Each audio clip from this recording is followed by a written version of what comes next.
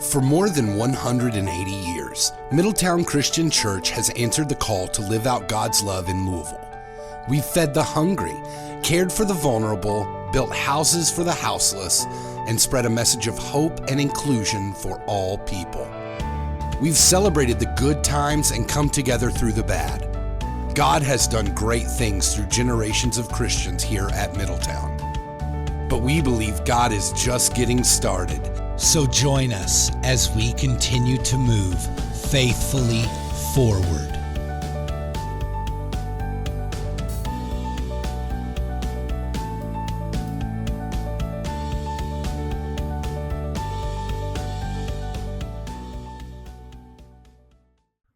I want to start today by revisiting a statistic that I've shared before.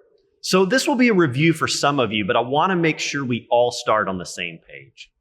Over the last 25 years, about 40 million people in the United States have stopped attending church. This is the largest religious shift in the history of our country. The study that identified this church exodus went through the year 2019, which was before COVID. The data coming in post-COVID is even more concerning. Take a look at this chart. Before the pandemic, 26% of Americans attended church regularly, 10% attended occasionally, 39% attended infrequently, and 25% never attended.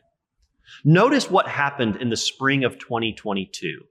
The percentages of those who attend regularly or occasionally both dropped 2% to 24% and 8% respectively. Those who attend infrequently dropped to 36%. But look at what happens to the percentage of those who never go to church. That number went up 8 percentage points to 33%. Church leaders have been worried about COVID's impact on the church, but few people thought it would be so dramatic. The pandemic has clearly accelerated church decline, and the data suggests this is just the beginning. So the state of the church in America is concerning. But these numbers are about the larger church.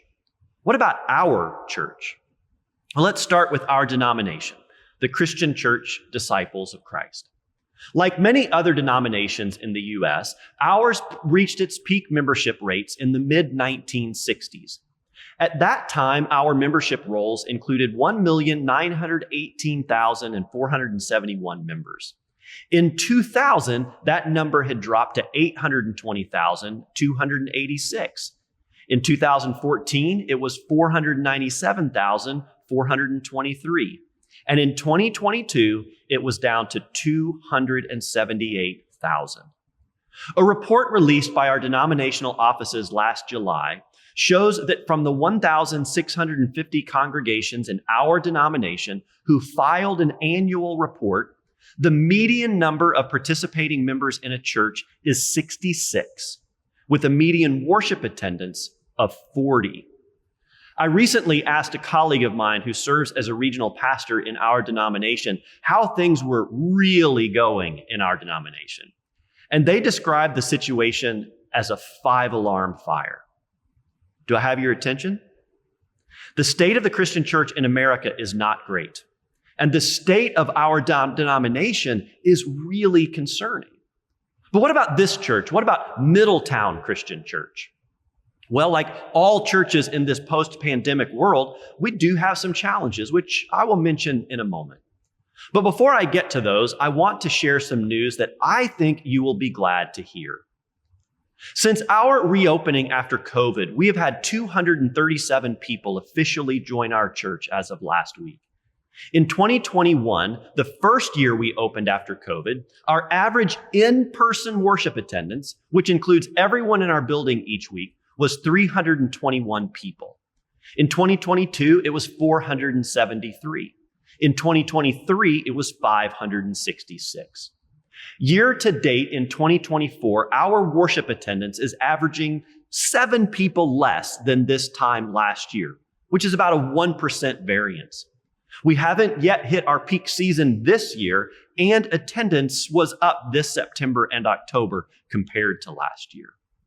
To give you some perspective, based on average worship size, Our church is the 8th largest congregation in our denomination, which again includes 1,650 churches in the United States and Canada.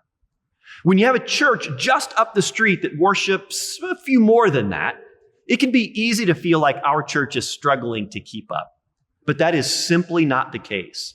At a time when most churches in our nation have been declining since COVID, we are thriving.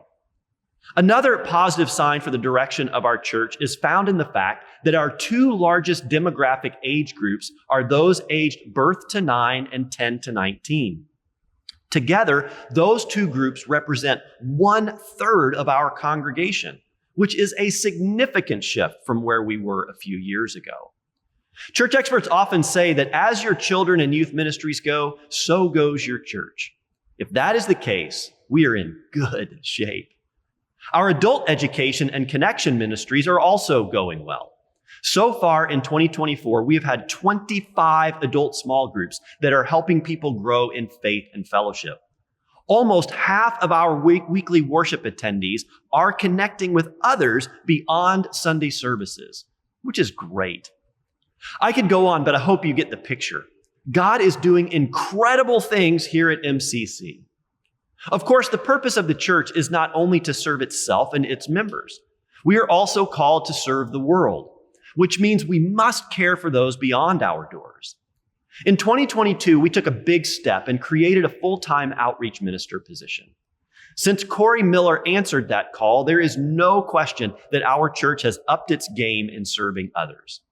Here's just a quick snapshot of some of the things we've done to serve the world beyond our doors so far this year. We have had a total of 32 service projects involving over 600 volunteers who have put in over 5,000 hours of service.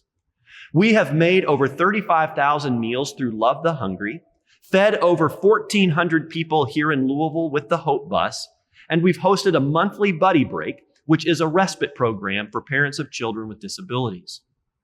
We've still got more projects coming this year, including next weekend's Build-A-Bed event, where we will build 25 beds for JCPS students. We will also be helping to settle a refugee family that will be arriving later this month. Our children and youth ministries have also done a great job serving others. Last summer, 52 children came to a week-long mission camp where they served in several locations across our city. And each month, our children are encouraged to bring an offering, which is part of a donation drive that helps local agencies while teaching our kids about generosity. Our youth ministry team built a house in Belize, will serve in several locations across Louisville during their Arise event next week, and they have an ongoing partnership with Urban Promise in Camden, New Jersey, where they will be returning next summer.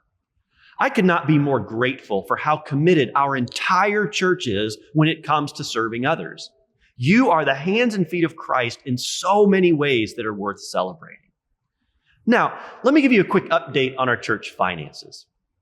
First, let me just say how deeply appreciative I am of your generosity to this church. Everything that we have talked about so far today, along with everything else we do as a church, is only possible because of your gifts to God through our church. In fact, 94% of our budget through September of this year came from your giving, which is amazing. And through September, we have received almost 95% of our expected income, which is 10% higher than where we were at this time last year. And our overall giving through September this year is greater than it was through September of last year, which is great. I also want to celebrate the fact that our mortgage, which was over $3 million in 2015, is now down to just over $270,000. It's just incredible. Well, bottom line, the state of our church, our congregation is great. We are thriving in almost every aspect of ministry, and our finances are in good shape. However, while there is certainly a lot of things to celebrate, there are a few challenges and opportunities that we face. First, although our budget numbers are good and are getting more predictable, they aren't where we need them to be for us to do all that God is calling us to do. For example, our children's ministry numbers are up 41% compared to where they were pre-COVID. While that's great news, Before COVID, we had a part-time assistant to help our children's minister. That's not in our budget right now. And while Amanda and her volunteers are doing an amazing job, this is the fastest growing segment of our church. And we need to be able to respond to what God is doing there. The board has also set the goal of hiring a connections pastor by the end of next year. That role would help us ensure that we can best take care of our members and create the most welcoming environment possible for those who come through our doors. We do okay with that right now, but there is room for improvement, and this position would be a big step in the right direction. We have the best staff in the business, but last year we couldn't give them any salary increase. While no one on our staff serves the church just for the sake of money, we've got to make sure we take care of those who are working so hard to make this church the best it can be. And finally, as we celebrate the 25th anniversary of this sanctuary, we must recognize that our building isn't as young as it used to be, which means we will have some rising maintenance issues. As an example of what to expect, we recently had to repair the elevator in the children's wing. And the elevator just outside of our sanctuary is pretty much being rebuilt right now. Together, those repairs cost $96,000. That made a big dent in our building reserves. To help offset these rising costs of ministry, we are working hard to create additional revenue streams, including building rentals, grants, and other income sources. But as I stated earlier, most of our funding comes from your gifts to God through the church. That is one of the reasons why our current stewardship drive is so important. Earlier this week, we sent out a mailer that included an estimate of giving card. Those cards can also be filled out online at our website. Between now and November 17th, we are asking that you faithfully discern what your gifts to God through this church will be in 2025. By letting us know what your plan is, we can better steward those gifts by creating a more accurate and responsible ministry budget. As an added incentive to turn in one of those cards, we will be doing 3 weekly drawings starting tomorrow. The winner of each drawing gets a $50 credit to our church merch store. The earlier you get your card in, the better your odds. There are 2 stories in the book of Acts where members of the early church sell all their property and belongings and give it to the disciples to distribute to anyone as they had need.